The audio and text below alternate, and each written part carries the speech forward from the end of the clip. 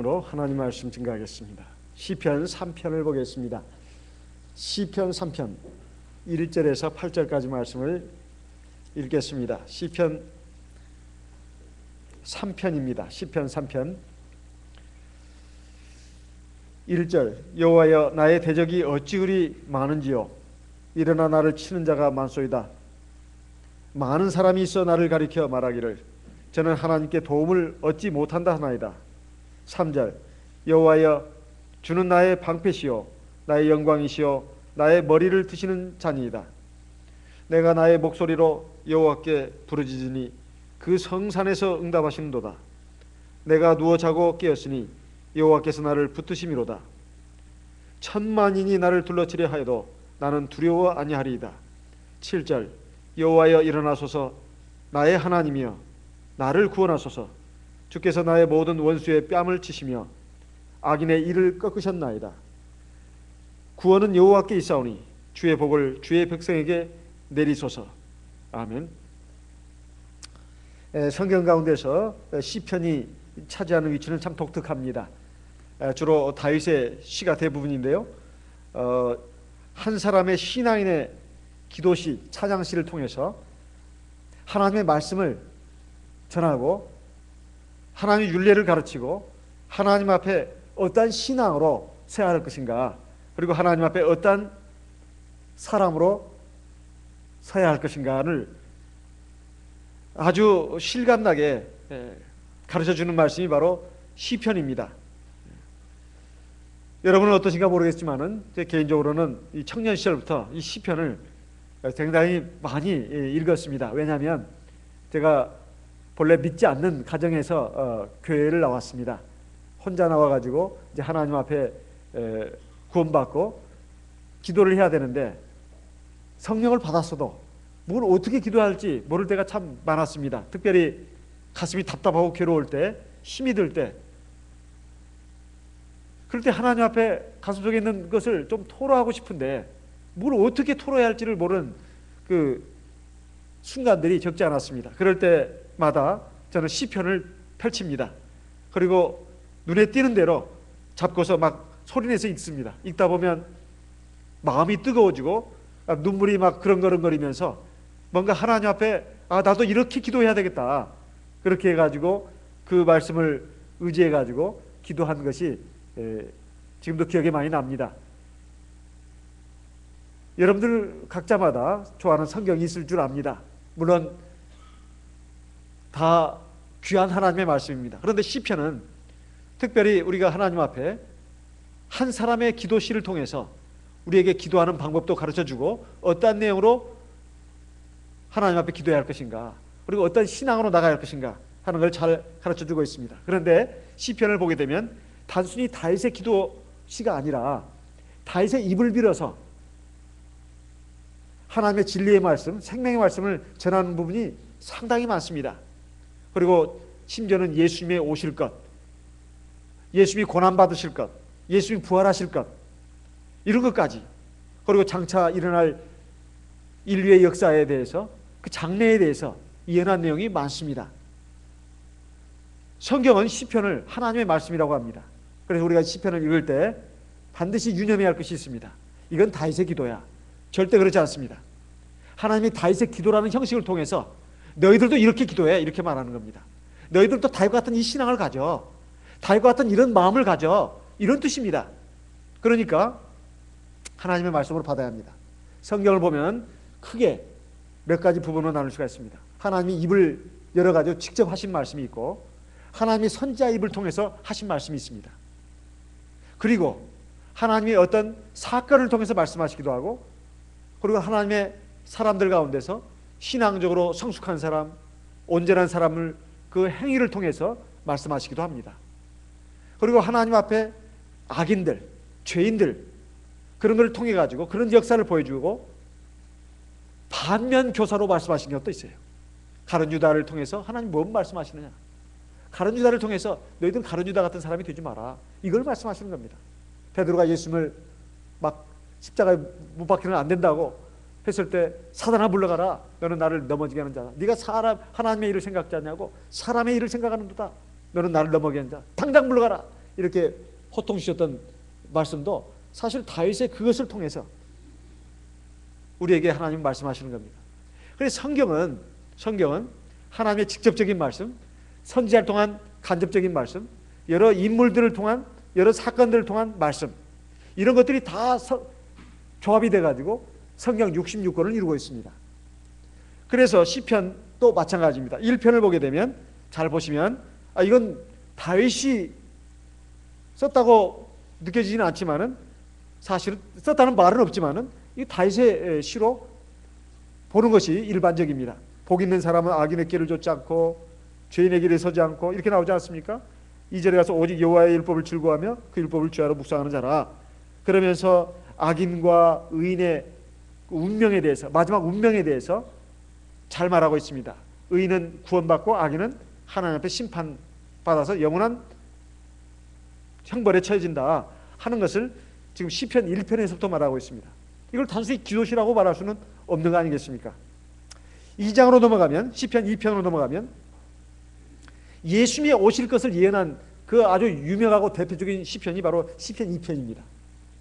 예수님께서 만왕의 왕으로서 구주로서 오시는데 인간 세상에서는 아주 싫어한다는 겁니다. 원수 마귀의 자녀들은 굉장히 싫어한다는 거예요.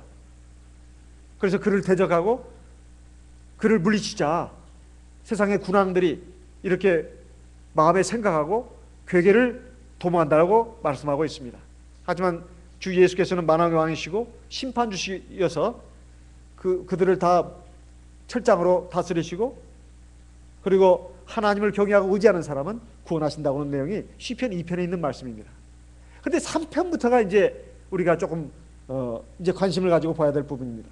보통 하나님에 대한 기도, 하나님에 대한 찬양시로 되어 있는 시편은 하나님의 영광, 하나님의 은혜, 하나님의 거룩하심, 하나님의 엄유하심, 이런 것들을 찬양하는 것이 먼저 나와야 되는데 참 희한하게도 시편 3편을 보게 되면 다윗이 연대순으로 자기의 신앙생활의 발자취를 따라서 기록한 것이 아니라 이렇게 뒤섞여 있습니다.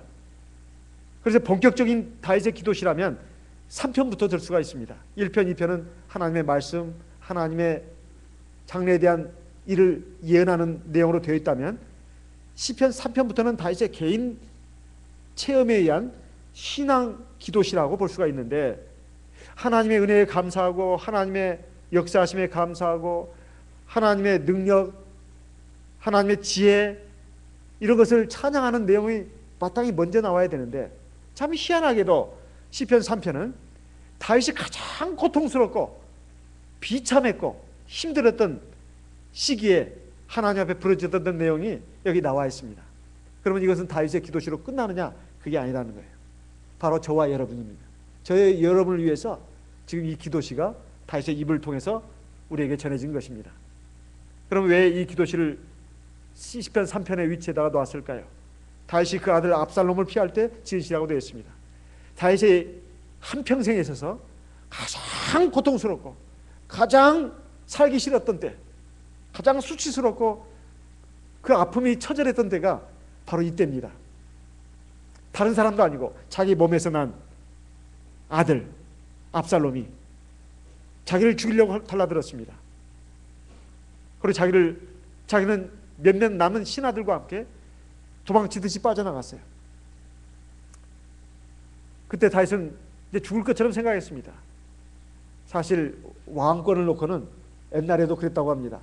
아버지 아들이 형제간은 말할 것도 없고 부모 자식 간에도 이 왕권 가지고도 죽이고 살리고 하는 일이 비일비재했다고 합니다. 옛날 시대는요. 그런데 이 시대라고 해서 예외가 될 수는 없습니다. 그 아들 압살롬이 아버지의 왕권을 빼앗았습니다. 그러니 아버지를 살려둘 수 있나요? 아버지는 자기의 정적이지 더 이상 아버지가 아닙니다. 우리로서 이해가 안 되는 일입니다. 그렇지만은 이 자식이 아버지를 죽이려고 하는 겁니다. 그 많은 신하도 죽입니다. 왕이시여 이제 왕이 됐으니까 압살롬 보고 이제 아버지라고 하지 않습니다. 다윗의 그 후궁들을 범하십시오. 그래서 천하 만민의 이제 왕권은 다 떠났다는 것을 만민에 보여주십시오.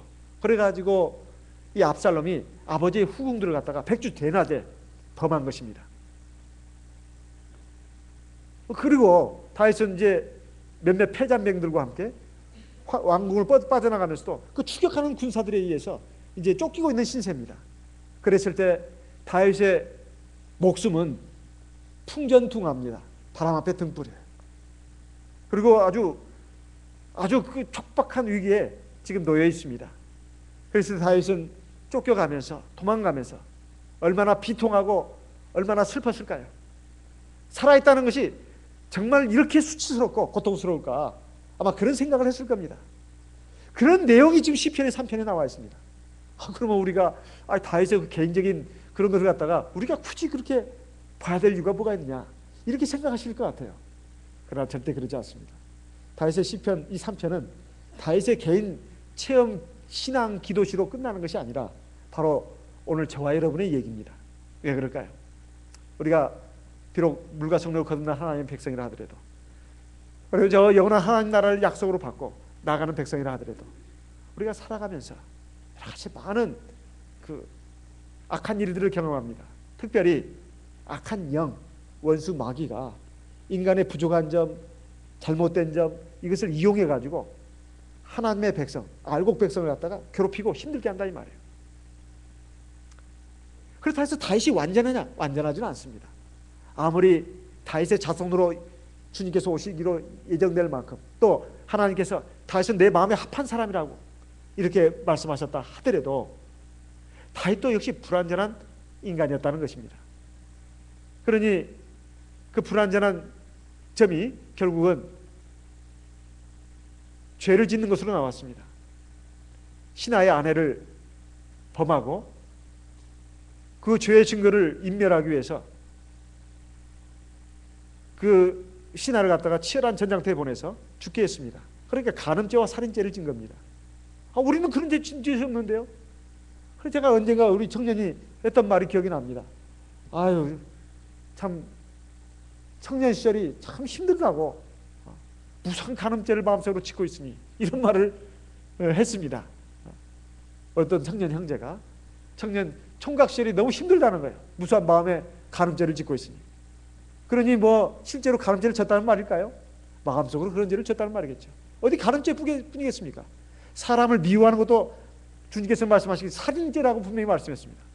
지금까지 살아오면서 자기 마음속으로 죄를 한 번도 지은 적이 없다.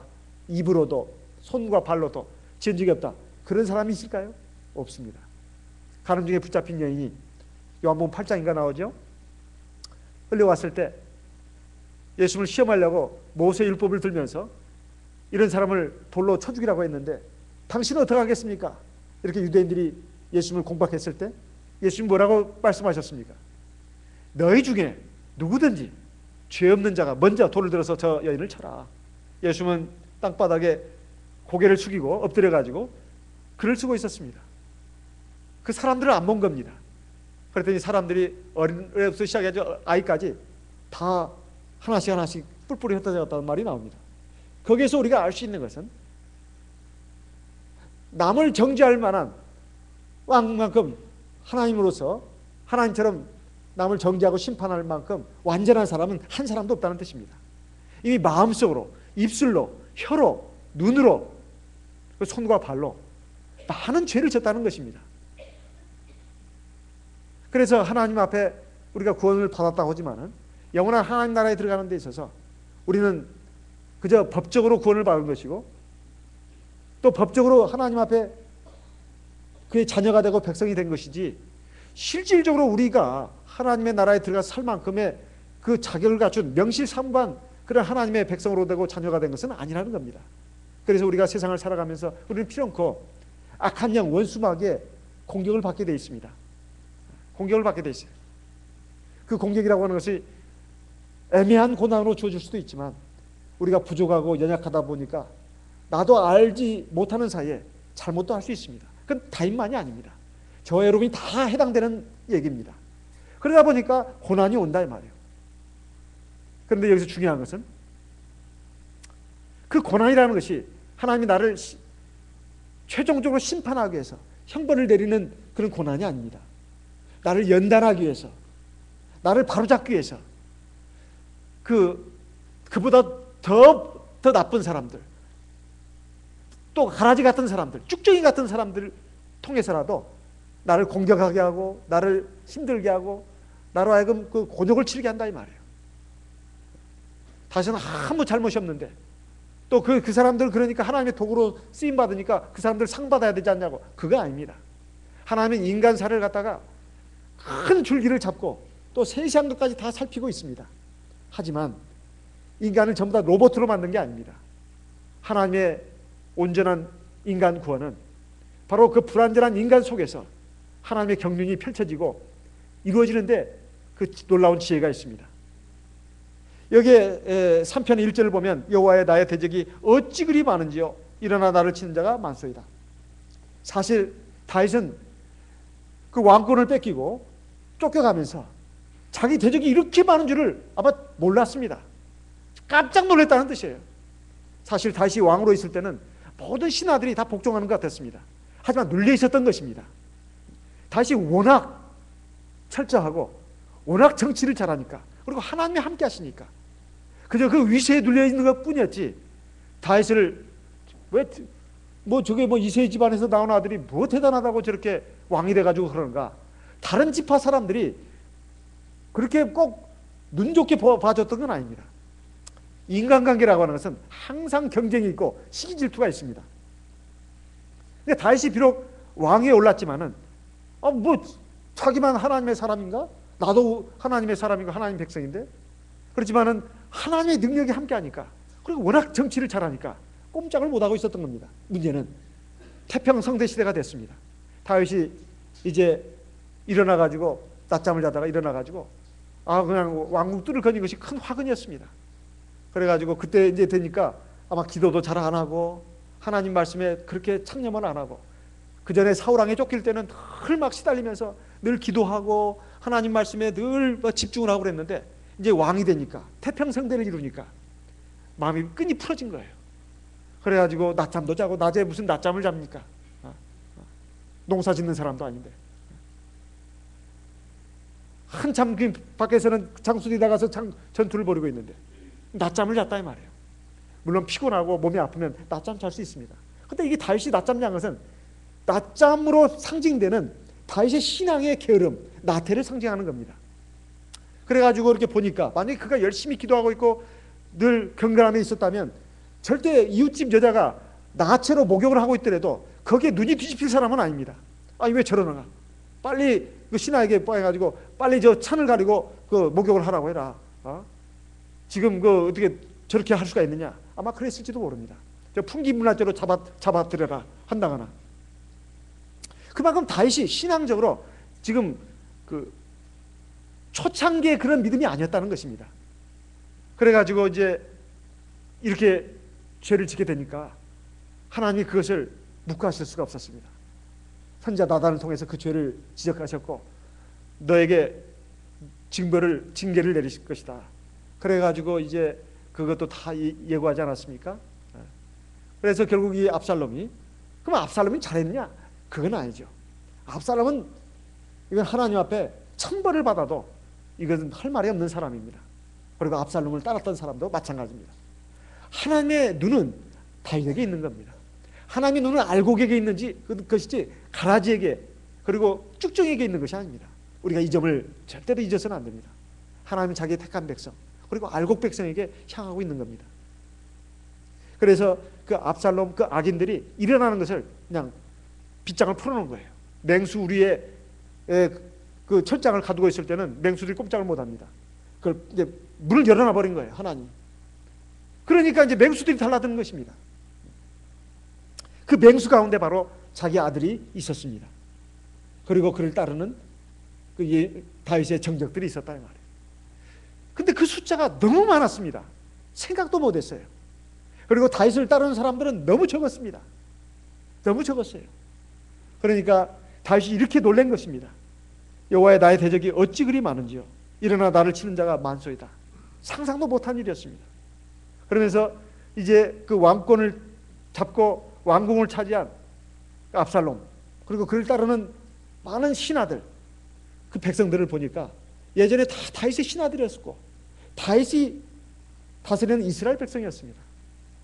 자기 신하들 가운데 상당수가 압살롬에게 붙었고, 그리고 이스라엘 백성 가운데 상당수가 이제는 시대가 바뀌었구나, 왕권이 바뀌었구나, 그러면서 그 압살롬에게 이렇게 붙었던 것입니다. 그러니 다윗이 스스로는 절망할 수밖에 없었던 것이죠. 그러면서 2절에 나오는 말이, 많은 사람이 있어 나를 가리켜 말하기를 저는 하나님께 도움을 얻지 못한다 하나이다. 이것이 그 당시 상황이었습니다. 우리가 살아가면서 믿음 생활 한다고 하지만은 우리가 여전히 부족하다 보니까 자기는 모릅니다. 자기는 자기가 그래도 괜찮은 사람으로 알아요. 그러니까 사는 거잖아요, 사람들이. 근데 하나님 앞에서 완전한 사람이 누가 있습니까? 없습니다. 다 부족합니다. 그런데 자기는 그걸 잘 모르고 인정을 안 하려고 합니다. 누구든지 마찬가지예요. 잘 인정을 안 해요. 자기의 눈으로 자기를 보니까 문제가 없어요. 자기의 자로 자기를 재니까 항상 자기가 문제가 없습니다. 자기의 저울에다가 자기를 다니까 자기가 문제가 없어요. 자기의 눈으로, 자기의 자로, 자기의 저울로 남을 재면 항상 문제가 있습니다. 문제는 하나님의 눈으로, 하나님의 자로, 하나님의 저울로 자기를 재야 되는데 사람들이 그러지를 못합니다. 그러다 보니까 하나님이 보실 때 나는 아직도 고쳐야 할 점이 많고, 그리고 성장해야 될 부분이 많고, 다듬어져야 할 부분이 많은데 내 혼자 힘으로는 안 된다 이 말이에요. 그리고 거기에 만족하면서 이렇게 가다 보면 하나님이 나를 연단하고 훈련하시는 이제 그 과정에 들어섰을 때 아주 호된 훈련을 받습니다. 어쩔 때는 매를 맞는 것 같기도 하고, 어쩔 때는 용광로소에 들어가는 것 같기도 합니다. 그런데 그것이 하나님의 지혜다, 이런 말씀입니다. 하나님은 다윗을 버리신 것이 아닙니다. 설령 다윗이 그런 죄를 졌다 하더라도 다윗은 정말로 하나님을 진심으로 경외하고 사랑하고 의지했습니다. 또 지금까지 걸어온 그 다윗의 길을 보면 참으로 다윗은 아주 거룩하고, 그리고 의롭고, 진실하고, 고상하고, 그리고 하나님을 철저히 의지하는 그런 사람이었습니다. 그러니까 그때까지만 해도 다윗의 경쟁자들, 다윗의 그 대적들은 꼼짝을 못했던 것이지만, 다윗이 이제 이런 죄를 짓고 허물을 범하다 보니까 그만 이렇게 이제 벌떼처럼 일어나 가지고 이제 다윗을 공격을 하는 것이었습니다. 우리도 마찬가지입니다. 우리가 하나님 앞에서 쭉 지금까지 살아온 길을 보게 되면 평탄한 길도 있고, 그리고 고통스러운 길도 있습니다. 그런데 잘 생각해 보면 하나님 앞에 정말로 참된 마음으로, 겸손한 마음으로, 순수한 믿음으로 하나님 말씀을 쭉 보고, 그리고 하나님 말씀을 듣고, 그리고 정말로 겸손하고 참된 마음으로 하나님 앞에 무릎 꿇어서 하나님께 간절히 기도하다 보면 그 거룩하고 완전하신 하나님 앞에, 그 말씀 앞에 내가 적나라하게 비칩니다. 근데 이것이 쉽지 않은 장면입니다. 대부분의 사람들은 우상 숭배에 가까운 신앙을 가진 사람도 있습니다. 하나님 먹을 거 주세요, 입을 거 주세요, 이거 이번에 성공하게 해주세요, 이번에 돈 많이 벌어야 합니다, 이번에 시험에 꼭 합격해야 합니다, 이번에 결혼 잘해야 합니다, 내 몸에 병이 있으니까 나아주세요. 이것은 하나님 믿지 않는 일반 우상 숭배자들도, 타 종교인들도 그거 합니다. 그것은 우상 숭배자들도 그렇게 한다 이 말이에요. 대상만 다를 뿐이지. 하지만 하나님 믿는 이 신앙의 도리는 그것을 뛰어넘어야 합니다. 그것도 하나님 앞에 구해야 될 것이지만은 하나님 앞에 내가 하나님의 신부가 되고 하나님의 백성이 되고 자녀가 되고 그의 아내가 될 그러한 사람으로 다듬어지고 완성이 되어야 된다 이 말이에요. 그래서 우리에게 이런 인생의 광야를 허락하신 것입니다. 하나님 앞에 다듬어지고 온전한 백성이 되라고. 그런데 그것이 자기 마음 가지고 되는 게 아니다 이 말이에요. 하나님께서 우리를 깨우쳐 주시고 인도해 주셔야 합니다. 그런 과정에서 우리에게 인생에서 여러 가지 일들을 경험하게 하시는 겁니다. 그래서 우리가 살아가면서 어떤 고통을 당하고 어려움을 겪을 때 우리는 하나님 앞에 그 고통과 어려움 자체를 놓고 기도하지만은 그 고통과 어려움을 당할 때 나를 돌아볼 필요가 있습니다. 내가 하나님 앞에 정말 믿음으로 살았는가? 그리고 정말 겸손했는가? 그리고 헛된 욕심을 정말 버렸는가? 우리가 하나님의 말씀, 법도와 윤례에 귀를 기울였는가? 내 마음속에는 여전히 하나님의 영광보다는 내 영광을 취하려고 하고, 하나님의 나라와 의를 먼저 구하기보다는 세상에 썩어진 것들을 먼저 구하려고 하고, 하나님이 아무리 율례의 말씀, 규례의 말씀을 줘도 거기에는 귀를 닫고 내 마음에 맞는 말만 그냥 받아들인다 이 말이에요. 그래서 우상 숭배자와 신앙과 별로 다를 바가 없는 그런 차원 낮은 그 신앙생활을 하고 있었다면, 하나님이 나를 향한 간절한 사랑을 가지고, 지극한 사랑을 가지고 하나님의 말씀, 하나님의 법도, 하나님의 율례, 하나님의 계명을 가지고 나를 깨우치시고 나를 거룩하게 하시고 나를 온전케 하시고 하나님의 아내, 신부가 되기에 합당한 그런 거룩하고 온전한 사람으로 만들어 가시는데 내가 얼마나 부응을 했는가, 이런 부분을 생각해 본다면 내가 회개할 것이 너무 많습니다. 그래서 사실은 우리 신앙생활하는 데 있어서 다른 사람을 볼 것도 없습니다. 여유도 없어요. 정작 하나님 앞에서 나를 봐야 합니다. 다윗의 이 처절한 고통 가운데서 나온 이 기도시는 바로 저와 여러분의 기도시가 되어야 합니다. 그런데 여기에 이 다윗의 신앙이 조금도 꺾이지 않은 것을 볼 수가 있습니다. 3절에 보면 여호와여 주는 나의 방패시오 나의 영광이시오 나의 머리를 드시는 자입니다. 하나님은 나의 방패라고 말하고 있습니다. 방패라는 말은 이 고난이 나를 치료하기 위한 수술이지 절대로 나를 망하게 하는 심판은 아니라는 겁니다. 나를 대적하는 원수들은 나를 고치기 위해서 하나님께서 사용하신 수단이지 절대로 그들이 주인공이 될 수는 없다는 거예요. 그래서 악한 자들은 항상 어느 선 이상을 넘어서서 다윗을 절대로 해치지 못한다는 것입니다. 환자가 의사의 칼을 볼 때 어떤 생각을 할까요? 저 의사가 나를 칼 가지고 죽이려고 하는구나. 그렇게 생각한다면 수술 못 받습니다. 나를 죽이려고 하는 지금 오는 것이 아니라 나를 수술하기 위해서, 치료하기 위해서 칼을 들고 오는 겁니다. 그래서 어떤 환자도 수술칼을 들고 오는 의사를 미워하는 사람은 없습니다. 마찬가지로 다윗은 하나님이 자기의 방패가 되시기 때문에 원수들이 아무리 칼을 들고 자기를 찔러도 어느 이상한 칼이 절대로 들어올 수 없다는 것, 이것을 다윗은 확신했습니다. 하나님이 자기의 방패다 이거예요.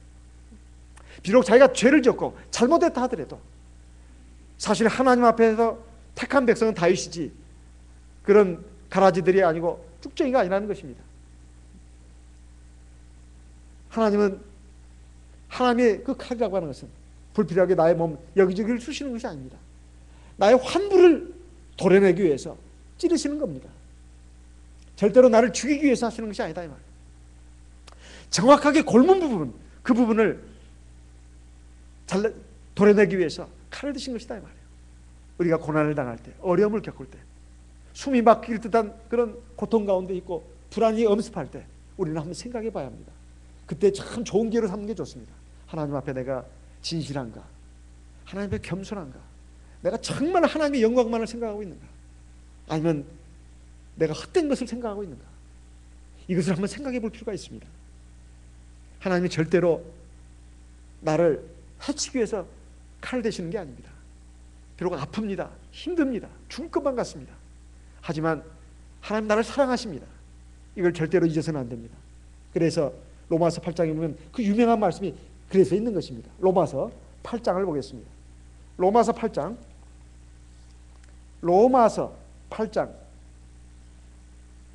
33절 34절 같이 읽겠습니다. 로마서 8장 33절 34절 같이 읽겠습니다. 누가 능히 하나님의 택하신 자들을 송사하리요 의롭다 하신 이는 하나님이시니 누가 정죄하리요 죽으실 뿐 아니라 다시 살아나신 이는 그리스도 예수시니 그는 하나님 우편에 계신 자요 우리를 위하여 간구하신 자니라. 우리 하나님의 성도들은 무슨 죄를 져도 죄가 아니다, 죄인이 아니다, 그 뜻이 아닙니다. 하나님의 말씀은 항상 전체로 그 맥을 짚어야 합니다. 우리가 죄를 짓더라도 우리에게 의로우신 대제사장이 있다는 거예요. 성령으로 내 안에 계십니다. 우리가 의로우신 대제사장 예수 그리스도를 의지해서 회개 기도를 하면 하나님이 십자가에서 흘리신 그 예수의 보혈의 공로를 의지해서 내 죄를 사하신다는 겁니다. 그게 히브리서에 있는 말씀이에요. 그리고 로마서에도 바로 그런 말씀이 되어 있습니다. 우리가 세례받고 성령 받으면 더 이상 죄를 안 짓는 것이 아니고, 죄를 져도 그 죄가 아닌 것이 아니고, 죄는 죄입니다. 하지만 우리가 그 죄를 해결받을 수 있는 길을 우리가 받았다는 거예요.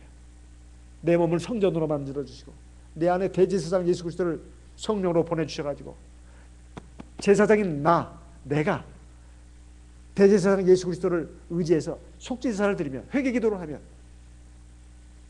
하나님께서 우리 죄를 사하여 주시는 것입니다.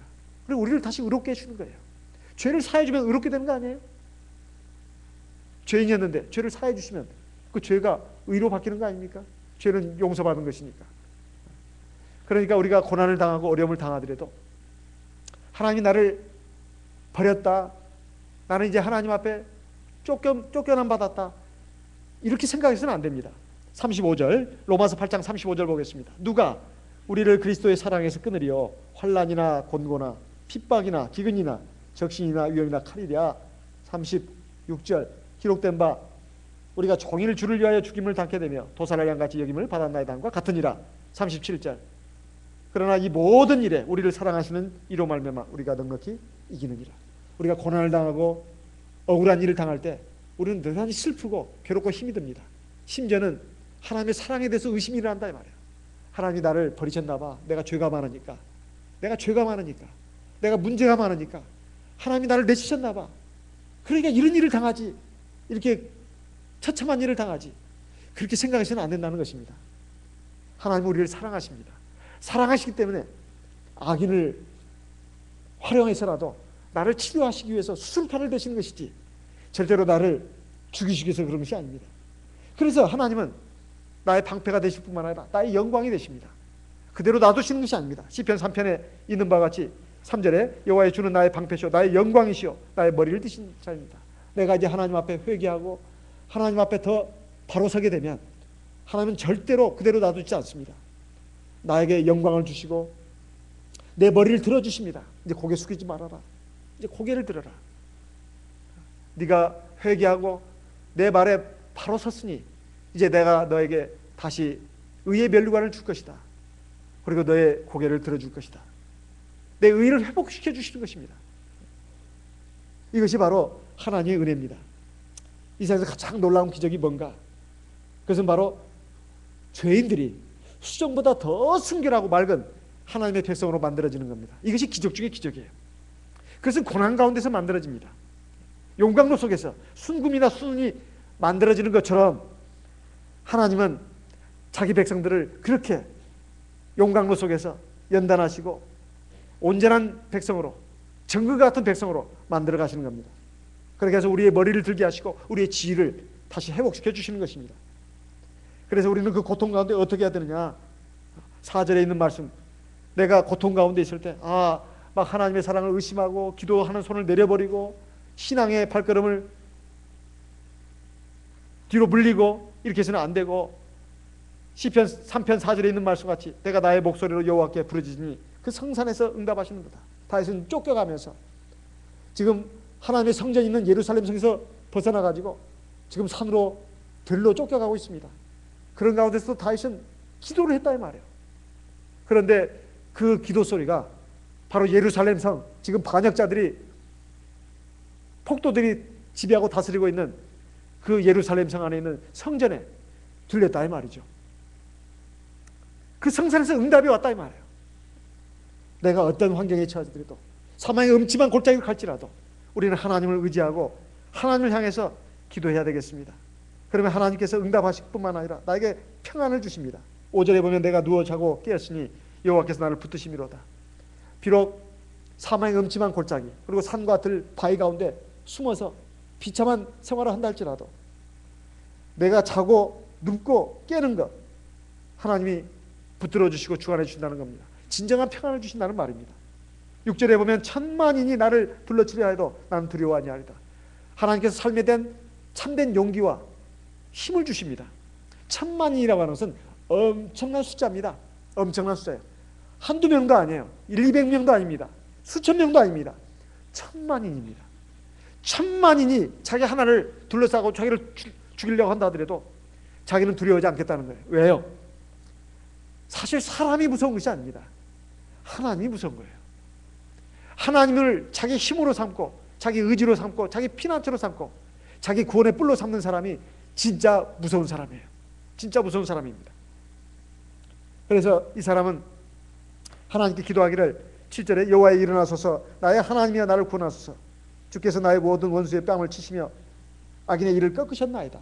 이 말은 사실 지금 자기는 도망가면서 지금 하는 말입니다. 이것은 다윗의 입을 빌어서 하나님께서 예언하신 말씀을 여기에 기록하는 것입니다. 비록 지금 당장은 악인이 가라지처럼 번성하다 하더라도 결국 하나님이 무서운 진노로 심판하신다는 것을 말하고 있고 그것을 미래에 일어날 일을 현재로 끌어당겨 가지고 아니 과거사로 돌려서 지금 말하고 있는 내용입니다. 지금 하나님께서 일어나셔 가지고 모든 원수의 뺨을 치시고 악한 사람의 일을 꺾으셨나이다. 꺾으셨나이다. 과거형으로 지금 말하고 있습니다. 믿음이라고 하는 것은 미래를 보는 것입니다. 그리고 미래에 향한 하나님의 약속을 믿는 것입니다. 그걸 받아들이고 오늘을 사는 것이 믿음입니다. 항상 과거에 붙들려 사는 사람 그리고 현재에 얽매여서 사는 사람은 믿음의 사람이 아닙니다. 항상 그 눈은 발은 현재를 딛고 살더라도 그 눈은 항상 미래를 봐야 합니다. 그리고 미래의 약속을 하나님의 약속을 보면서 살아야 그것이 진짜 신앙입니다. 우리가 하나님의 공의로운 심판 그리고 자유로운 구원 이것을 내다보면서 오늘 우리가 이 순간을 살아야 되겠습니다. 눈앞에 보이는 현실이 전부가 아닙니다. 여기에 너무 함몰돼서는 안 됩니다. 그리고 너무 얽매여서 안 됩니다. 우리의 눈은 항상 하나님을 바라보고 미래에 하나님의 그 약속이 성취될 것을 바라봐야 되겠습니다. 8절 같이 읽겠습니다. 8절 구원은 여호와께 있사오니 주의 복을 주의 백성에게 내리소서. 구원은 누구에게 있다고요? 여호와께 있습니다. 우리의 생명, 우리의 안전, 우리의 평안 그리고 우리의 진정한 승리 이것은 하나님께 있습니다. 그러니 우리는 하나님을 의지합시다. 그리고 하나님께 순종합시다. 하나님의 나를 인도하시는 섭리에 우리가 믿음을 가지고 거기에 의탁합시다. 그렇게 해서 우리 모두가 다 하나님 앞에 구원받는 백성이 되고 주님의 참된 신부가 되고 그리고 승리의 멸관, 영광의 멸관을 쓰는 그 주인공이 되시기를 주님의 이름으로 기원하는 바입니다. 우리 다 같이 기도하겠습니다. 다 같이 우리 하나님 말씀을 의지해서 하나님께 기도하겠습니다. 하나님께 감사도 하고 또 회개도 하고 또 하나님 말씀을 기도의 제목으로 삼아서 하나님께 기도하는 시간 갖도록 하겠습니다. 다 같이 기도하겠습니다.